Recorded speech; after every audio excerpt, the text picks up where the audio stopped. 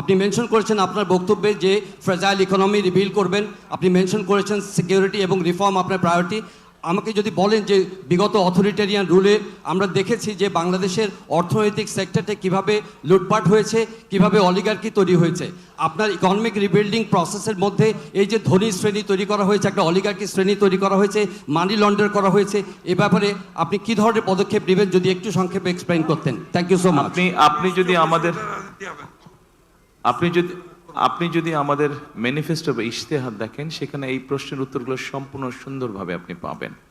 আমরা প্রথমেই বলেছি যে ওখানে একটা শব্দ আমরা বলেছি গণতান্ত্রিক অর্থনীতি, অর্থাৎ আমরা এমন একটা ইকোনমি ইন্ট্রোডিউস করতে চাই যেখানে সবাই সবার যোগ্যতা এবং মেধার ভিত্তিতে সবাই সবার মতন করে ব্যবসা বাণিজ্য সবকিছু করতে পারবে। কোনো একটা বিশেষ মহলকে আমরা সুযোগ দিতে চাই না, তাতে কোনো লং টার্মে ভালো না।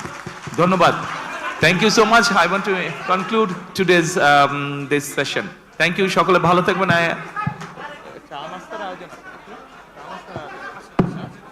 And there's a special, there's a small arrangement for refreshment. Please enjoy yourself. Thank you so much. Assalamu alaikum.